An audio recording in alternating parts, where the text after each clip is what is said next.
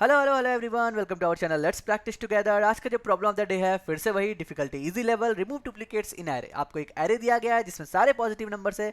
हमें क्या करना है, डुप्लीकेट्स को डिलीट करना है।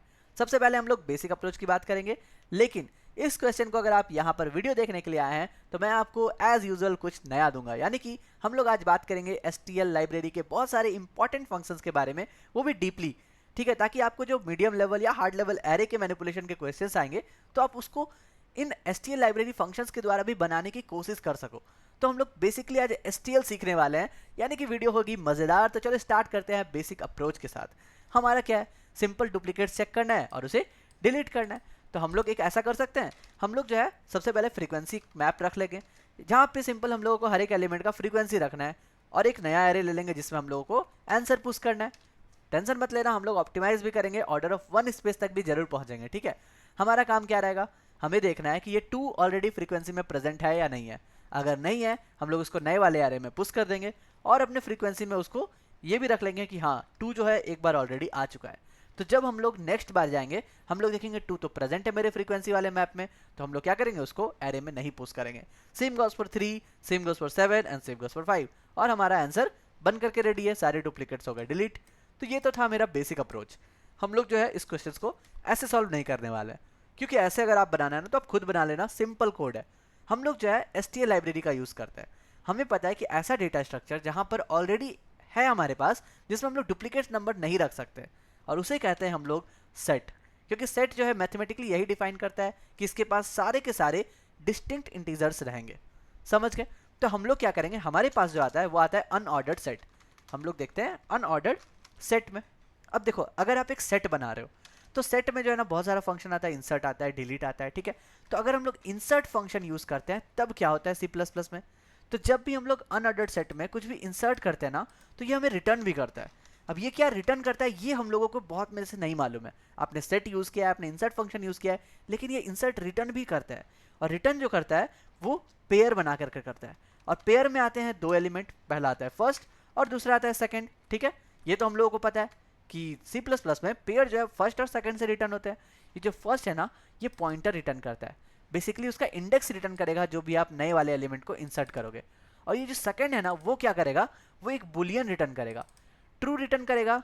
कब? जब आपका इंसर्ट सक्सेसफुली हो गया। और इंसर्ट सेट में कब सक्सेसफुली होगा, जब पहले से वैसा कोई भी एलिमेंट प्रेजेंट नहीं होगा। अदरवाइज क्या होगा, वो इंसर्ट ही नहीं करेगा ना, तो यहाँ सेकंड में जो है वो फॉल्स रिटर्न करेगा, यानी ये जो बुलियन है वो हमें फॉल्स रिटर्न करके देंगे।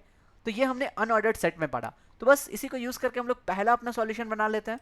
देखो, पहले मैं क्या करता हूँ ना, एक वेक्टर रिजल्ट ले लेता हूँ जो मुझे रिटर्न करना है। तो मैं यहाँ पे एक रिजल्ट ले लिया। अब हमें पता है एक अनऑर्डर्ड मैप लेना है। अनऑर्डर्ड मैप किस लिए, ताकि हम लोग देख सके कि वो एलिमेंट मेरा पहले से प्रेजेंट था या फिर नहीं था। तो मैंने लिया एक अनऑर्डर्ड सेट, टाइप रहेगा integer and let's call it scene, यानी कि हम लोग उसे पहले देखे हैं या फिर नहीं देखे हैं, बस इसके लिए हम लोग इसको ले रहे हैं। अब हमारा एक सिंपल सा फॉर लूप चलेगा, कहाँ पे, ऑटो ले लेते हैं हम लोग नम इन ARR, और यहाँ पे हम लोग एक चेक लगाते हैं इफ क्यों लगा रहे हैं, क्योंकि हमें पता है ये इंसर्ट का जो सेकंड है ना वो क्या है, बुलियन है, यानी कि ट्रू और फॉल्स हम लोगों को यही रिटर्न हो जाएगा। तो क्यों ना हम लोग चेक भी करते जाएं कि पहले से वो प्रेजेंट था कि नहीं, और हम अपने सेट में इंसर्ट भी करते जाएं। यानी कि मैं अगर यहाँ पे लिखूँ सेट डॉट इंसर्ट अपना नम को, तब क्या होगा, जब पहली बार आएगा 2 तो ये क्या करेगा, सक्सेसफुली इसमें इंसर्ट कर देगा। अब ये सक्सेसफुली इंसर्ट किया या नहीं ये कौन बताएगा, मैंने बताना। ये रिटर्न टाइप जो है एक पेयर रिटर्न करता है, यानी कि अगर डॉट सेकंड ले लूँ तो ये एक बुलियन रिटर्न करेगा। तो मैं यहाँ पे डॉट सेकंड ले लेता हूँ, चेनिंग करते जा रहा हूँ कि सीन में मैंने नम को इंसर्ट भी किया, और वो जो रिटर्न किया उसका सेकंड वैल्यू भी हम लोग चेक कर ले रहे हैं। सेकंड ट्रू कब रिटर्न करेगा, जब मेरे सेट में सक्सेसफुली इंसर्ट होगा। तो जब 2 मेरे सेट में इंसर्ट हो गया तो क्या ये सेकंड में ट्रू आ गया रिटर्न। जब ट्रू आ गया तो मैं क्या यहाँ पे बोल सकता हूँ कि हाँ रिजल्ट में आप पुश बैक कर दो उस नम को, क्योंकि वो नम जो है वो यूनिक है। अगर डुप्लीकेट आता है, अगर सेकंड वाला इंसर्ट आता है, तो ये सीन में तो इंसर्ट करेगा भी नहीं, और सेकंड जो है वो क्या आएगा, फॉल्स रिटर्न करेगा, यानी कि बोल देगा कि आपके डुप्लीकेट प्रेजेंट है, पहले से आप सेट में ऑलरेडी ये नंबर डाल चुके हैं, तो मेरे रिजल्ट में कभी जाएगा ही नहीं, क्योंकि इफ कंडीशन हो जाएगा फॉल्स। बस हमारा काम एक लाइन में हो गया डन। इसके बाद हम लोग सिंपल यहाँ से रिटर्न कर सकते हैं किसको, हमारे रिजल्ट को। RES मैंने लिखा था तो RES ही रिटर्न करते हैं। चलो कंपाइल रन करके देखते हैं। आइए आपको समझ में आया कि कितनी आसानी से हम लोगों ने सेट यूज करके इसको चुटकी में बना लिया। अगर मैं सबमिट करूं तो आप देखोगे कि सारे के सारे टेस्ट केसेस भी पास हो चुके होंगे यहाँ पे। बिल्कुल 1115 टेस्ट केसेस पास। बहुत बढ़िया। अब चलो आते हैं हम लोग सेकंड वाले सॉल्यूशन में, जहाँ पे हम लोग को ये एक्स्ट्रा रिजल्ट नहीं लेना है। वेक्टर इंट रिजल्ट अगर ना लूँ तो क्या होगा, मैं बोलूँगा इसी ARR को हम लोग मॉडिफाई कर सकते हैं। लास्ट दिन ही हम लोग ने पढ़ा था कि वेक्टर में हम लोगों के पास एक फंक्शन होता है जिसे कहते हैं हम लोग रिसाइज। ये रिसाइज क्या करता है, अगर मेरा वेक्टर मैंने ऐसे ले लिया, ठीक है, वेक्टर इंट मैंने रिजल्ट ले लिया। अब ये रिजल्ट क्या है, ये तो डायनेमिक एरे है ना, इसलिए तो वेक्टर यूज़ करते हैं, क्योंकि इसके साइज के बारे में हम लोग को कोई पता नहीं है। लेकिन अगर मैं यहाँ पे लिख दूँ रेस्ट डॉट रीसाइज एंड यहाँ पे ब्रैकेट के अंदर मैं भेज दूँ यहाँ पे 5, तो ये क्या होगा पता है, ये 5 साइज तक रिसाइज कर देगा। तो ये जो रिसाइज है ये कमाल का फंक्शन है, ठीक है। इवन मैं इसको साथ में इनिशलाइज भी करता हूँ, जैसे हम लोगों ने लास्ट बार किया था ना, रिसाइज करके सेकंड पैरामीटर से इनिशलाइज भी कर दिया कि 5 साइज का रिजल्ट बना देना और सारे एलिमेंट को 0 से इनिशलाइज भी कर देना। तो ये था रिसाइज फंक्शन का काम। तो इसी को आज हम लोग रीयूज करेंगे। कैसे करेंगे, देखो हम लोगों को ये इंट रिजल्ट की कोई ज़रूरत नहीं है। मैं यहाँ पे इसको सीधा डिलीट ही कर देता हूँ। हमें क्या चाहिए, हमें चाहिए एक इंडेक्स। हमें वो इंडेक्स चाहिए जो कि बताएगा कि यूनिक वैल्यूज़ कहाँ तक है, ठीक है। सेम हम लोगों ने सेट लिया था, सेम हम लोगों ने नम लिया था। उसके बाद जब हम लोग यहाँ पे इफ कंडीशन चेक कर रहे हैं तब हमें पुशबैक नहीं करना है, बल्कि हमें इसी ARR के उस इंडेक्स को चेंज करना है। तो मैं यहाँ पे इसको डिलीट कर देता हूँ और यहाँ पे अगर मैं सिंपल ऐसा लिखूँ ARR के इंडेक्स में आप इसको डाल देना, किसको, जो भी मेरा नम आएगा उसको, और साथ में इंडेक्स को बढ़ा भी देना। तो मैं यहाँ पर यूज़ करूँगा पोस्ट फिक्स, मतलब पहले इंडेक्स का यूज़ करो फिर उसके बाद इंडेक्स को बढ़ा दो। अब ऐसा कंडीशन आ जाएगा ना कि जब ये लूप से बाहर आ जाएगा तब हमारे पास क्या रहेगा, एक एरे रहेगा इस तरह, मेरा 2 आ गया, फिर 3 आ गया, फिर 7 आ गया, फिर 5 आ गया, और उसके बाद जो लास्ट के 7 और 5 है ये भी तो ऐसे ही रहेंगे ना। लेकिन मेरा इंडेक्स कहाँ पे रहेगा, इंडेक्स मेरा इस जगह पे रहेगा, इस इंडेक्स पे रहेगा। तो मैं क्या बोल सकता हूँ कि इसके बाद आप क्या करो, इसी ARR को रिसाइज कर दो जहाँ तक मेरा इंडेक्स गया है वहीं तक, क्योंकि इंडेक्स प्लस प्लस हो चुका था, यानी कि इंडेक्स अभी 7 तक आएगा। तो मैं बोल सकता हूँ कि हाँ मुझे यहीं तक चाहिए, उसके बाद वाले सबको हटा दो। तो मेरा एरे हो गया रिसाइज यहाँ तक। तो जैसे ही रिसाइज आ गया ये 7 5 को हम लोग डिलीट कर देंगे, समझ गए। तो यही हम लोग यहाँ पे रिसाइज में कर रहे हैं इंडेक्स को पास करके, और बस हमारा जो है रिटर्न क्या होगा, ARR हो गया। अब देखो कंपाइल एंड रन, तो ये हमने किया इन प्लेस रिप्लेस, यानी कि ARR को ही हम लोगों ने यूज़ कर लिया अपने नए वेक्टर बनाने के लिए, ठीक है। सबमिट करके देखें। तो ये हो गया मेरा दूसरा अप्रोच जहाँ पे हमने एक्स्ट्रा वेक्टर का यूज़ नहीं किया। अब आते हैं हम लोग थर्ड चीज़ जो आज हम लोग और सीखने वाले हैं STL में, वो आता है एक और फंक्शन है हमारे पास जिसका नाम है रिमूव इफ। चलो मैं इसको सब ना डिलीट कर देता हूँ, क्लियर कर देते हैं अपने पेज को, और अब आते हैं हम लोग सीखने में। हमारे पास जो एक है फंक्शन रिमूव इफ। अब ये रिमूव इफ क्या होता है, देखो रिमूव इफ बोलता है ना कि आपके पास जो भी कंटेनर है, वेक्टर है, लिस्ट है, बढ़िया बात है, आप क्या करो, मुझे उसका स्टार्टिंग पॉइंटर बता दो, उसका लास्ट पॉइंटर बता दो, और जो थर्ड है ना एक मुझे बुलियन वैल्यू दे दो, या एक मुझे बता दो कि ट्रू या फॉल्स उसे रखना है या नहीं रखना है। रिमूव इफ क्या करेगा, ठीक है। तो मुझे जो है यहाँ पे एक आप कस्टम फंक्शन बना सकते हो जो कि ट्रू या फॉल्स रिटर्न करेगा, ठीक है। तो ये हो गया रिमूव इफ का काम। अब ये रिमूव इफ क्या करता है पता है, अगर मान लो मैं उसको यही फंक्शन, यही एरे दे दूँ 2 2 3 3 7 5, और अंदर में मैं सेम उसी तरह सेट लगा करके चेक कर लूँ उसका अगर सेकंड है तो क्या रिटर्न करेगा, ट्रू, अदरवाइज रिटर्न करेगा फॉल्स। फॉल्स का मतलब आ गया कि मुझे उसको रिमूव करना है, ट्रू मतलब मुझे उसको रिमूव नहीं करना है, ठीक है। तो जैसे ही मैं यहाँ पे थर्ड पे भेजता हूँ कि जो सेकंड मेरा आ रहा है उस पे, मैंने शायद गलत बोल दिया, उल्टा बोल दिया मैंने। अब ट्रू मतलब क्या हो गया कि उसे रिमूव करना है, फॉल्स मतलब उसे रिमूव नहीं करना है। रिमूव इफ फंक्शन का ही नाम अपने आप में डिफाइन कर रहा है ना। तो जैसे ही मैं इसे ट्रू रिटर्न करूंगा ना, तो ये हर एक एलिमेंट को जिसे रिमूव नहीं करना है उसको आगे पुश कर देगा। मतलब अगर सेकंड एलिमेंट के लिए 2 आ रहा है ना रिटर्न, ठीक है, कि हाँ उसे रिमूव करना है, तो उसे क्या करेगा ना उस एरे के लास्ट में भेज देगा। फिर हम लोग 3 देख रहे हैं, इस 3 को तो रखना है, इस 3 को नहीं रखना है तो उसे लास्ट में भेज देगा। फिर मुझे 7 को क्या करना है, रखना है, और 5 को भी रखना है।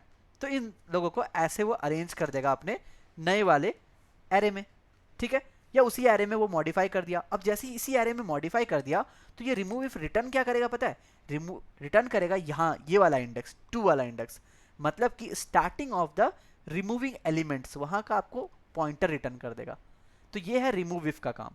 तो रिमूव इफ का क्या करता है, ऐसा बोल सकते हैं कि वो अपने एरे को या जो भी हम लोग कंटेनर पास करेंगे उसको उसी में रीअरेंज कर देगा सच दैट जो भी मेरा नॉन रिमूवल एलिमेंट्स है ना उसको वो आगे भेज देगा, ठीक है। और जितने भी रिमूव करने वाले एलिमेंट्स है उसको एंड में डाल देगा, और उस एंड वाले कंटेनर का जो आपका इंडेक्स रहेगा, यानी कि यहाँ पे मेरा 2 को डिलीट करना है, 2 से सारे को डिलीट करना है, तो ये 2 का जो पॉइंटर है ये रिटर्न करेगा। इतना हमें पता चल गया रिमूव इफ का कमाल, ठीक है। अब हम लोग आते हैं, जब हम लोगों को पता चल गया कि हाँ यहाँ से रिमूव करना है, तो मुझे तो इसको एक्चुअली में रिमूव करना है ना, तो या तो आप रिसाइज कर देना वहाँ से, और या तो फिर मेरे पास और एक फंक्शन है जिसका नाम है इरेज। इरेज क्या करता है, सिंपल बोलता है कि आप कंटेनर से इरेज को फंक्शन को कॉल करो और मुझे बता दो क्या, स्टार्टिंग पॉइंटर और एंड पॉइंटर। बस मैं वहाँ से डिलीट कर दूंगा सारे एलिमेंट को। तो मुझे तो स्टार्टिंग एलिमेंट पता है ना, स्टार्टिंग पॉइंटर क्या, रिमूव इफ ही तो रिटर्न कर रहा है। तो रिमूव इफ जो भी रिटर्न किया, मैं उसी इंडेक्स को यहाँ पे, पॉइंटर है तो मैं उसी इंडेक्स को यहाँ पे पास कर सकता हूँ। बोलो हाँ, बिल्कुल हाँ, कर ही सकते हैं आसानी से। ठीक है, तो चलो इसी फंक्शन को हम लोग कोड में लिखते हैं कि कैसे काम करेगा। और ये लिटरली आप चाहो तो ना तो एक लाइन में लिख सकते हो।